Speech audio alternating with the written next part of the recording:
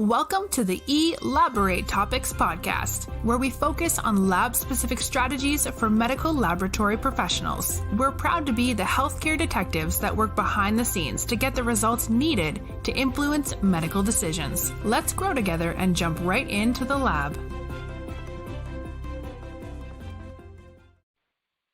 Welcome to another episode of eLABorate Topics. I am your laboratory mentor and host for this episode, Tywauna Wilson. For those of you tuning in for the first time, welcome. We are so glad that you landed on this podcast. If you are a returning guest of the show, you are awesome. Thank you for continuing to listen week after week. eLABorate Topics is a weekly show where myself and my co-hosts, Lona Small and Stephanie Whitehead, bring you relevant leadership and technical strategies that you can use inside and outside of the laboratory. Today's special guest, Ms. Lindsey Clark, will be talking about the importance of forming a professional identity and laboratory professional credentials. A little bit about Lindsey. Lindsey Clark is an assistant professor in the Department of Laboratory Sciences of UMass in Little Rock, Arkansas. She teaches current topics in medical laboratory sciences and molecular diagnostics to both traditional MLS and MLT to MLS distance students. Lindsey is heavily involved in interprofessional education, where she advocates for laboratory science students and professionals to play a larger role in the interprofessional teams. Her research interests include biological and laboratory safety, virtual reality training, and interprofessional education for lab science students. She also works very hard to promote the profession, so make sure you catch her on social media, where you can find her on Twitter, Instagram, and Facebook under @Lindsey in the Lab. So without further ado, Miss Lindsey Clark, how are you? I am doing well. How are you doing? I am doing well. So let's jump right into it. I know you have a lot of tidbits that you want to share with the listeners, and I just want to hear about your career journey and how did you get to where you are being an assistant professor of laboratory medicine at University of Arkansas for Medical Sciences. That is actually a really interesting story. How I got into the lab in the first place, I worked at a vet clinic as a vet tech, and I knew I couldn't do that forever because the pay is not that great. And so I really started thinking, what is my favorite part about this job? And by far, it was running all of the lab tests that we did, and we did a lot of microscopy work looking for parasites and things like that. And I just absolutely loved it. So I researched, figured out that the people that do this in the hospitals for humans are called medical technologists or medical laboratory scientists, and I just knew, like, this is it. This is what I want to do. So I got into the lab. I went back to school, got into the lab, and eventually landed in a position where I was assisting in a student laboratory and setting up all of their labs and helping teach their labs. And that's where I really fell in love with teaching. And from there, I was kind of in the right place at the right time when a position opened up on the faculty at UAMS. So I was just finishing up my master's degree and happened to kind of be right there when that job was posted. I had already been working closely with the faculty in the student laboratory, and I happened to nab that position, and I have never been happier in a position, I can tell you. That's awesome.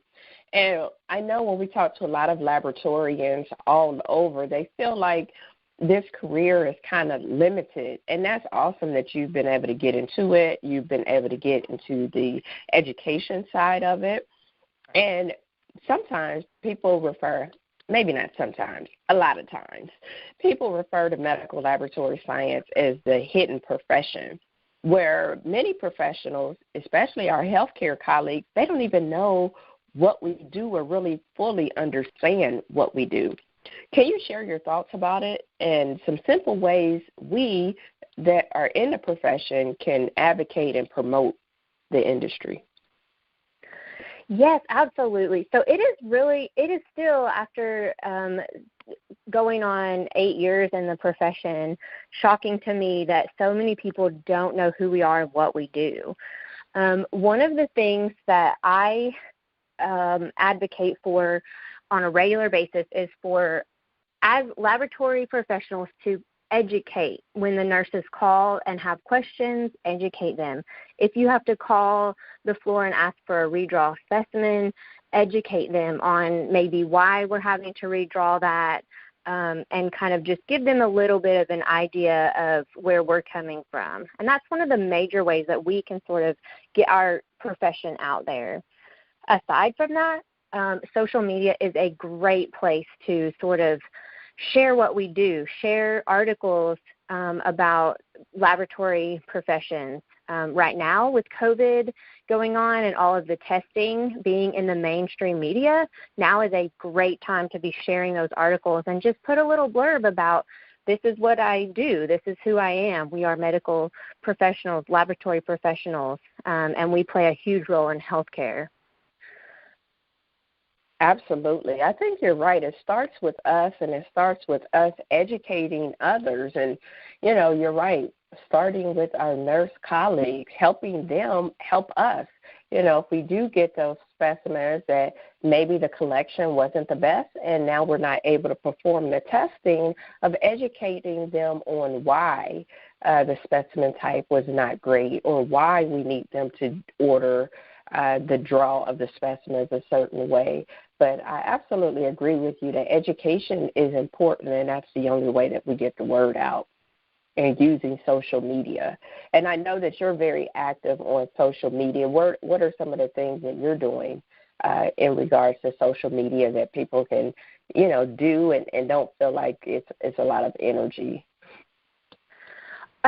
For things that don't require a lot of energy, especially on Twitter, it's very easy to retweet. If you find a tweet that is talking about who we are, what we do, why we're important, or any type of education about our profession, just hit that retweet button and send that out. And it's very helpful. You know, it sort of spreads it further that way. On your personal social media pages, like on my personal page, I do share stories from the media, and there's lots of videos now about who we are and what we do, and it's easy to kind of just share those without really saying much about it. So that's sort of one way that I try to do that when I don't have just a lot of extra time for adding a lot of my own commentary. That makes perfect sense. So, listening audience, one of the things you can do is you don't have to be the originator of the content to get the word out. And I know that time is of the essence, and everybody feels like they don't have a lot of time. But just retweeting and sharing those articles, those stories, those videos, those posts, those quotes of things that other people and some of your other colleagues are sharing will make a huge difference. So if you are over there on Twitter, make sure you get connected. You follow Lindsey in the lab. She's sharing and retweeting. So that's a start right there. You just start with Lindsey and share some of her stuff. So depending on when you enter the field, you may or may not be aware of all of the different credentialing agencies and job titles that are out there. I know when I entered the field in 2004 is when I finished my degree. I had a bachelor's degree, and I got certified as a medical technologist through ASCP, and now it's medical laboratory sciences. And, you know, it was NCA was out there at the time, and AMT, and there were so many credentialing agencies and titles and CLS. Can you share with the listeners, Lindsey, the various agencies that are out there and titles? Because I think that's what could be confusing the general population, why they don't understand who we are. I 100% agree with you. And I actually I have an entire lecture that talks about these professional credentialing agencies and different professional organizations that are out there. So The credentialing agencies, the three major agencies, we have the American Society for Clinical Pathologists, the ASCP Board of Certification. This is going to be the most common one that you'll see, and right now they're certifying as MLS, or Medical Laboratory Scientist, and MLT, or Medical Laboratory Technician. And the difference is the MLS is at a bachelor's degree level, MLT is going to be at an associate's degree level. Previously, ASCP, like you mentioned, was certifying professionals as MT, or Medical Technologist, and MLT. So we've already got two sort of different titles here. We also, the AMT is still around, American Medical Technologist, probably the second most common of these agencies. And their certifications include MT, so Medical Technologist, MLT, Medical Laboratory Technician, and they have several other sort of certifications as well. So an example would be an RPT, or a Registered Phlebotomy Technician. And so we have lots of letters going on for lots of sort of different positions. And then there's also the American Association of Bioanalysts, and they have a board of registry. It's probably the least common in the U.S., but you do see these certifications. They also certify a bachelor's level as medical technologist, or MT, and the MLTs as medical laboratory technicians with an associate's degree. They have a molecular diagnostics technologist certification, among several other certifications that also have their own letters. So beyond just the certifications and all these letters that we have, there are different job titles also. And so we have places that are hiring for medical technologists still. They're hiring for, some are hiring for medical laboratory scientists. Some job titles are clinical laboratory scientists. And then you run into this same issue with schools, actually, the programs, where you have some are MLS programs, some are CLS programs, you've got MLT programs, CLT programs. So we just have, as a profession, we have a plethora of letters, and it's very confusing, even to some people within the profession that are new, that maybe don't know about the previous letters, the MTs, and are in a certain area. MLS will be dominant, and another area, CLS, will be more dominant. And so it kind of depends on where you are, too, which letters are more common. So we have lots of letters in our profession that essentially mean the same thing, and that can be very confusing for sure. Absolutely. It seems like the only thing that's consistent is MLT within the various organizations, at least today, but understanding that there are still some differences. And so with the MT versus MLS versus CLS, because I know with ASCP, you see a lot of people that still use MT, and then you have, those that use MLS. When is it appropriate to use the MLS versus the MT? That's a great question. Or should I use them interchangeably? Well, that's actually a great question. As far as your ASCP, if you were certified as MT, most of those professionals are still going to use that MT credential. I'm not sure exactly when they changed over. When I started school back to college in 2012, my program was in the process of changing terminology from MT to MLS. The ASCP had actually changed sometime before that to where now you are certified as MLS with the ASCP credentials behind that. A lot of people do use those interchangeably, and there are still a lot of folks working in the lab that were certified under the MT terminology, and so you'll still see that a lot with some of the folks who've been in the lab a little bit longer.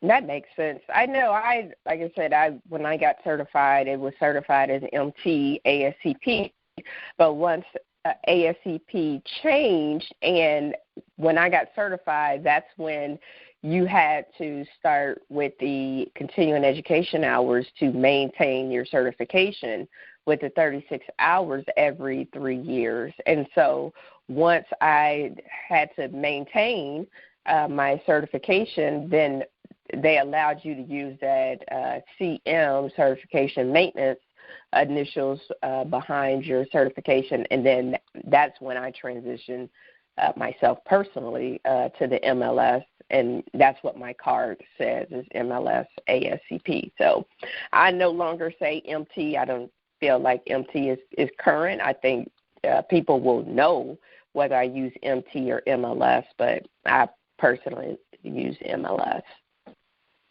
So it's always interesting. It's funny because my colleagues and me and Stephanie use MLS, and then Lona, she uses MT.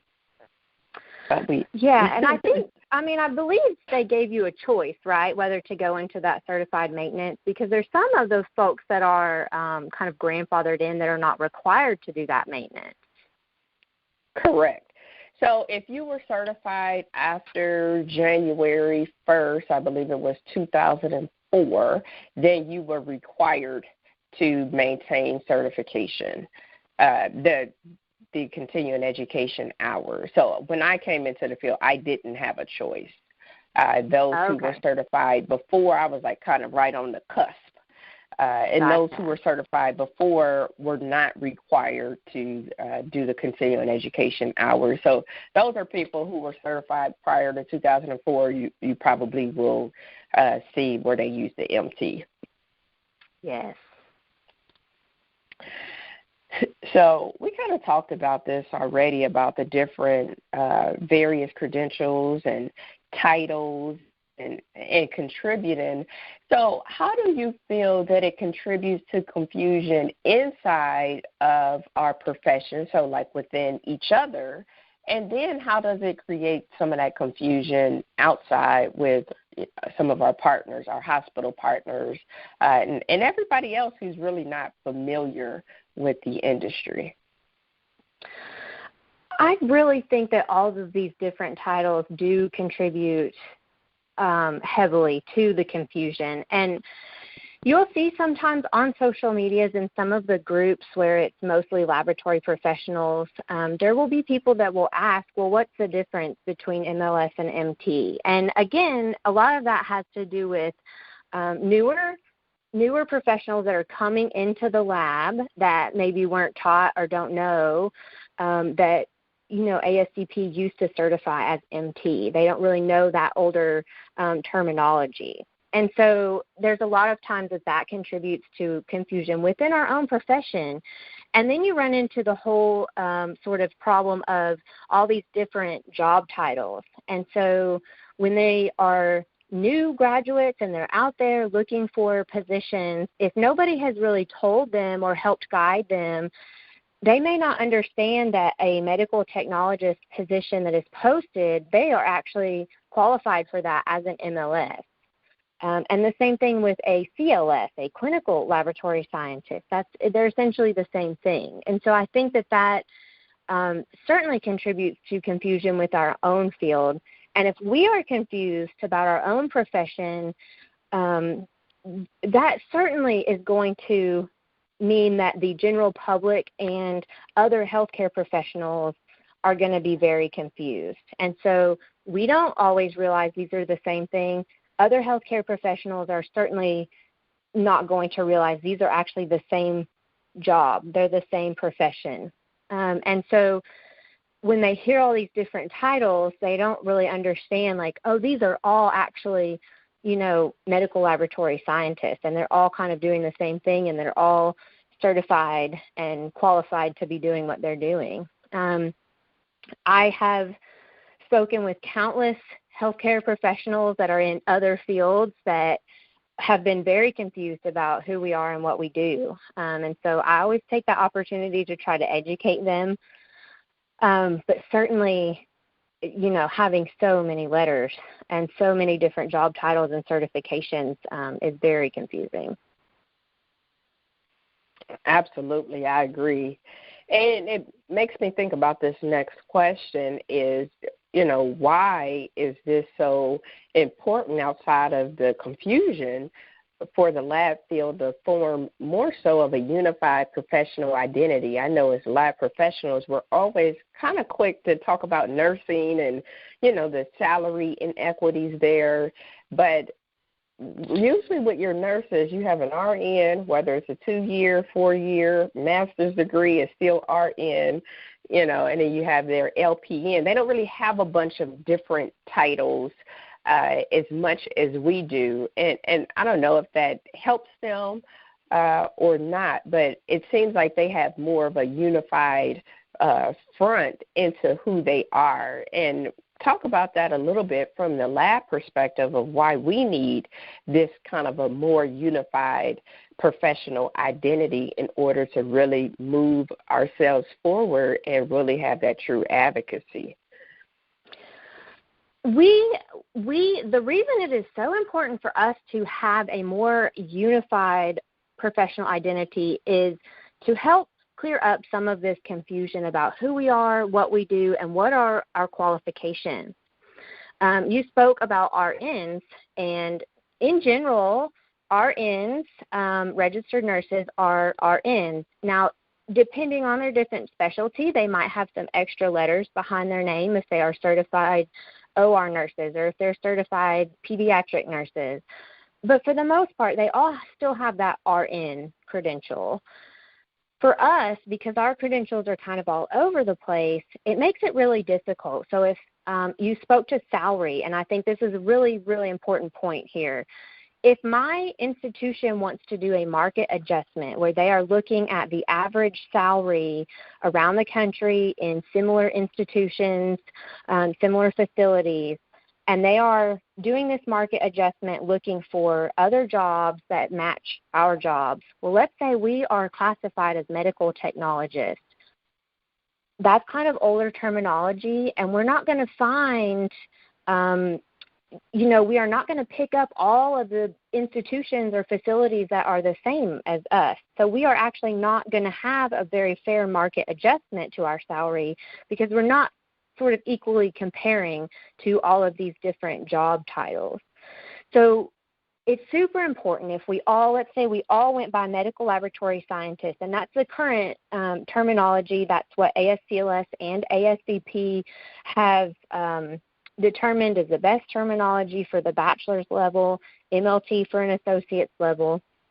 If we are all MLS, when they go to look for our market adjustment and they are comparing our salary to other similar facilities, we're going to get a more fair sort of assessment and hopefully adjustment of our salary. And I think that could be really helpful for us in terms of sort of more bargaining power to sort of bring our salary up.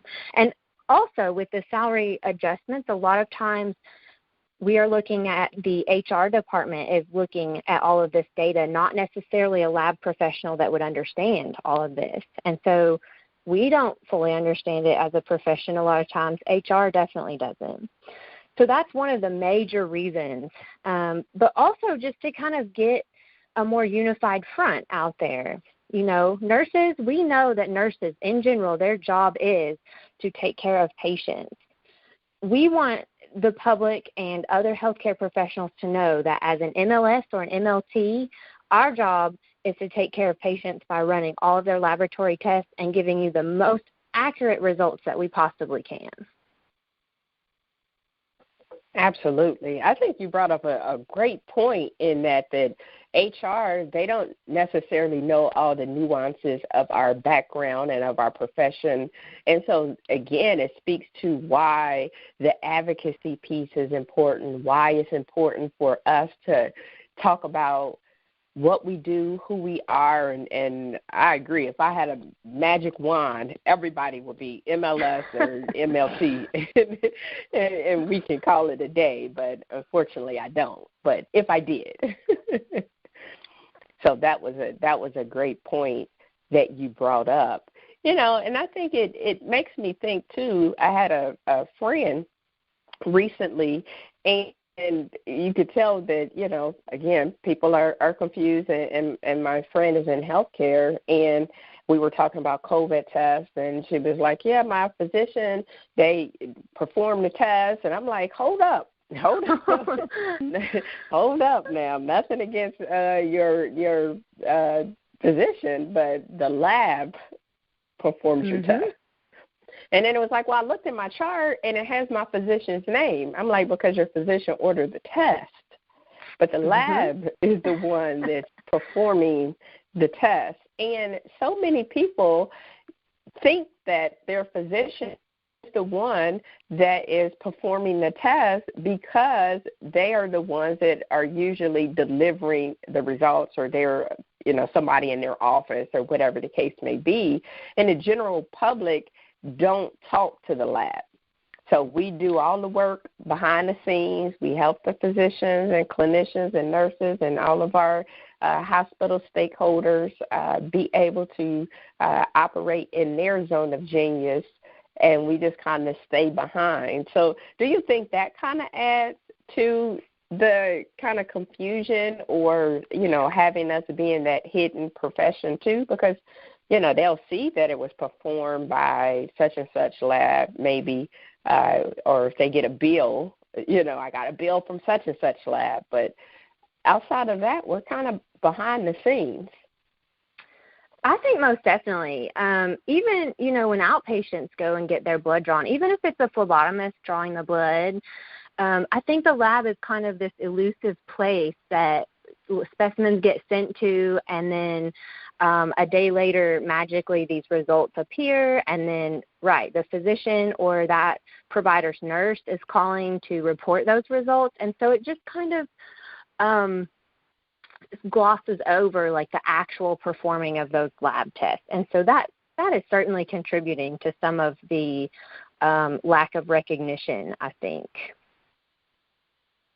Absolutely. Lindsey, are you involved? We talked about, several of the professional societies and organizations from a credentialing standpoint, but are you involved in any of the professional societies? And if so, what made you choose the specific agencies that you are involved with? I am involved in probably what would be the two most major societies or agencies for us. So I'm involved with the American Society for Clinical Laboratory Science, ASCLS. They're involved on a state level. I'm on the board, actually, for the state of Arkansas. And then I do participate nationally in the meetings and some of the conferences. And then I'm actually involved in ASCP as well, the American Society for Clinical Pathology. These are probably the two biggest agencies, and that's one reason I chose to be involved with them. I think there's a misnomer that these agencies don't do much for us as a profession. But I can tell you, having worked with these two societies, they actually work very, very hard to advocate for our profession. And so I choose to be involved in that to not only get our name out there as laboratory professionals, but to help advocate to policymakers, to Congress, to our state legislators that might need to know what we're doing and that we need certain things passed or certain things that don't need to pass. So I choose to be involved in those for that reason, to sort of advocate for us as professionals. And I think that's important that you mention that there's so much work that goes on at the state level, at the government level, advocacy and policy that, it's very important for laboratory professionals to get involved with these societies and agencies. It's more than, you pay your membership fee and you get so many continuing education hours a year and you move on. And one of the things that I would tell laboratory professionals who might be struggling with, do I need to join a professional society or not? Is it a good use of my time? Is it a good use of my talent and treasure? Is that you won't know unless you get involved and you get in it and see how it works. I'm involved with those same two agencies, societies, and I can tell you that if you get in and understand why things are the way they are and serve on committees and do the work of true advocacy for the profession and actually getting in, and understanding and wanting to be an advocate, you would realize, just as Lindsey mentioned, that there's so much more to it than paying a membership fee and getting, a limited number of continuing education credits per year. One of the things that I have noticed, and being in one of the laboratory groups, is that lab professionals sometimes only want on-demand opportunities. And when I say on-demand opportunities, I'm talking like continuing education. I did a poll in one of the groups, and I think that's why they could be missing out on some of the great stuff that you're talking about, because it's like, well, I'm looking for a CE that I can listen to whenever I have time, and you're missing out on what the profession has to offer. There's just so much more than what it has to offer. So what tips would you give somebody that's trying to get involved, but not really sure how to get involved or where to start? For ASCLS, I recommend finding your state representatives, and a lot of those can be found on the website, the ASCLS website, with the state societies. Contact them, talk to them about what you can do to get involved, and I'll say this about ASCLS and ASCP is COVID forced the national meetings and some of those conferences to go virtual. And we realized how much more accessible those can be if that virtual option is there, because it's not always easy to take time off when you work in the lab. And so I think in the future, going forward, that a lot of these national meetings and conferences will be very much more accessible. And so with virtual and everything being recorded, this past conference that I went to for laboratory educators through ASCLS, they recorded everything. It was all virtual, and we have access to all of those until for a month or so, 6 weeks after the meeting. So if we weren't able to watch everything and get all of our credits, we can go back and watch that later. So definitely, if that has been holding you back, your inability to sort of attend conferences or national meetings, I would say don't let that hold you back, because we are actively trying to make these more accessible to everyone in the field. For ASCP, they actually have on their website where you can find volunteer opportunities. And so they have a lot of different opportunities, to include a social media team that tweets out and sends out information on social media. They have career ambassadors, where you sort of take on helping to educate about our career, helping to do some outreach and things like that. And so some of these volunteer opportunities are not just, I need to serve on a committee and attend all these meetings. If that's not your thing, certainly find something else that you can do, like posting on social media or just sharing with others about our profession. So there's a lot of different opportunities, and I think, just like you were saying, I think you would really be surprised at the work that is going on in these societies. Absolutely. I think you brought up some great points about the reason why you should get involved. I really think it makes a difference if you take the time to get involved. And the pandemic has been a double-edged sword, as we all know, but I think it did challenge these organizations to step up and, create more opportunities for inclusion for those who may not have been able to attend in the past, and really just getting how they are highlighting, members and, doing webinars and, the mentorship programs through both of these organizations. I just think that the organizations have had to really rethink and retool the way that they do business, which I think is a great thing. So let's transition a little bit here, as I know that you are an educator, and we probably have some listeners who are thinking about going into the medical laboratory science or medical laboratory technician program. So as an educator and somebody that's in the program making decisions on future students, when you're interviewing candidates for admission into your program, what skills and qualities are you looking for in candidates? I know that it can be pretty competitive. So what are you looking for so that if we have anybody that's wanting to get into a program, how can they kind of prepare themselves? Sure. We are looking for we're looking at, of course, the things that most college programs are going to look at: academic achievement, your academic aptitude. We're looking for any leadership or professionalism that you have, your written and oral communication.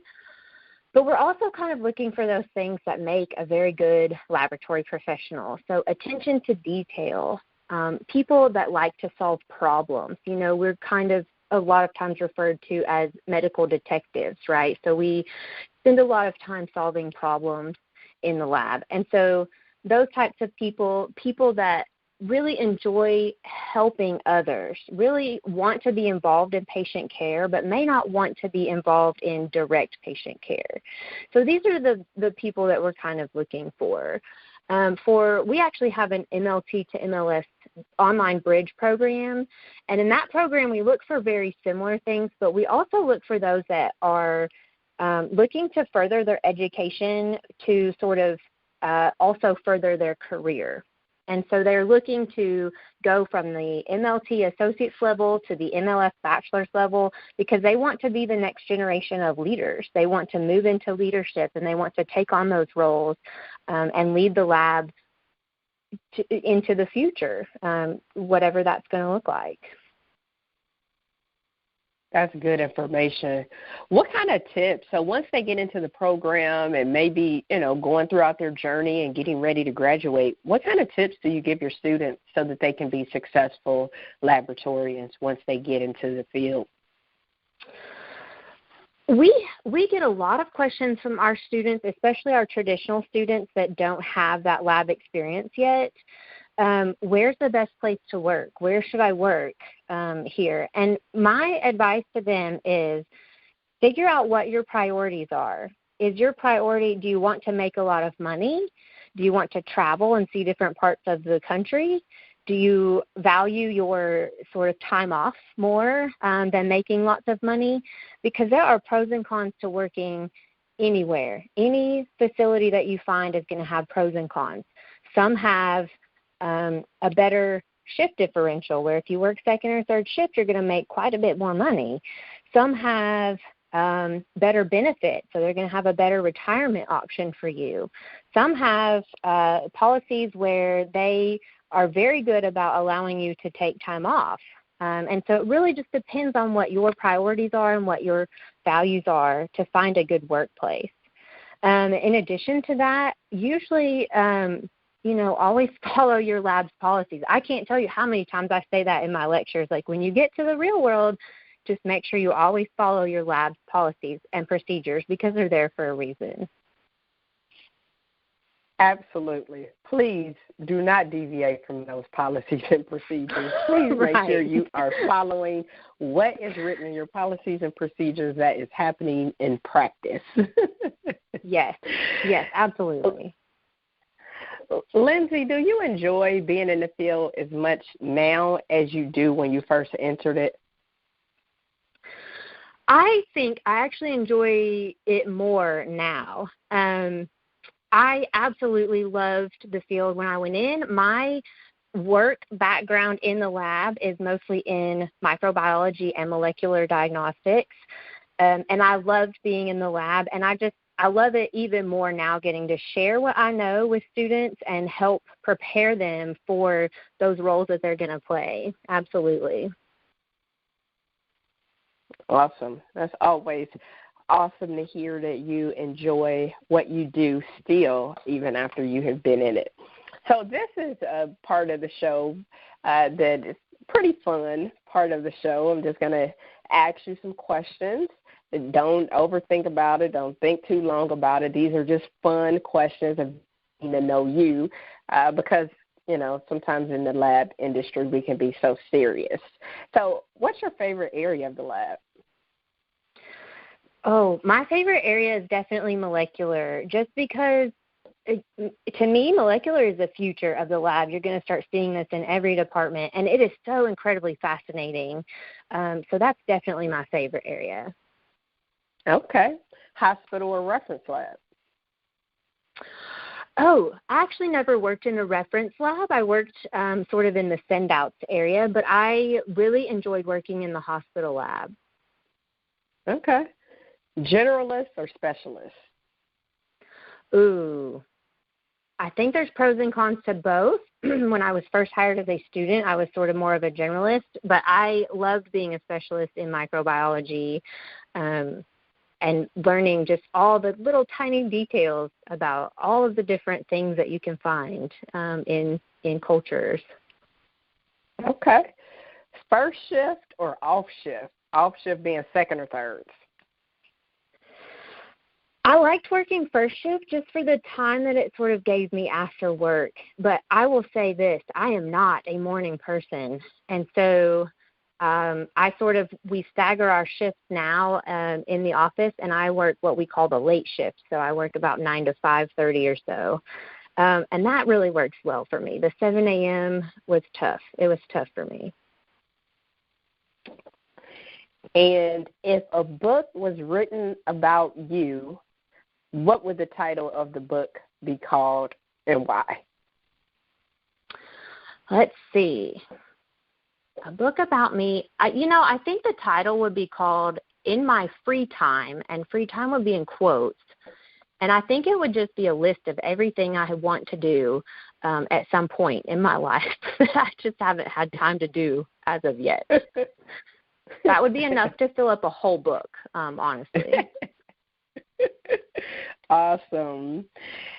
So, how can the listeners stay connected with you and continue to follow you on your leadership and laboratory journey? Certainly. So I am on social media, on Twitter at Lindsey in the Lab, and it's Lindsey in the Lab. I'm also on Instagram under the same sort of handle at Lindsey in the Lab. And then you can find me on Facebook. I actually have a Facebook page. It's called, guess what, Lindsey in the Lab. And then I'm also on LinkedIn. So you can find me on Lindsey Clark in LinkedIn. And you can certainly connect with me that way. I also have all of my contact information is listed on our UAMS website, uams.edu. You can find us under the College of Health Professions. So if you have questions, you're welcome to email me or call my office also. Awesome. And before we get out of here for this show, what is one last nugget that you want to leave the listening audience with? I just really would encourage everyone to get involved. Get involved. You know, we all tend to kind of complain about, I feel like I don't make enough money. We're very short-staffed. It's very stressful. We're working a whole lot right now. And one of the main ways that we can change that is to get involved and to advocate for our profession. So that's what I would say is just I encourage everyone to find a way to get involved in that. Awesome. I think that's great advice. So make sure you find a way to get involved. So thank you so much, Lindsey, for jumping on the show today. I have definitely enjoyed this interview. I definitely enjoyed learning from you, and you were a great participant on the hot seat. So I really appreciate you taking the time out to join me today. Well, thank you so much for having me. I really had a great time, and I hope that we can do this again sometime. Awesome. Yes, we will. So thank you, listening audience, for tuning in to another episode of eLABorate Topics, where I am your host, Tywauna Wilson, and I interviewed Lindsey Clark, and we talked all about the various professional societies, the various titles that we have in our industry, and Lindsey gave so many nuggets that you want to definitely check out.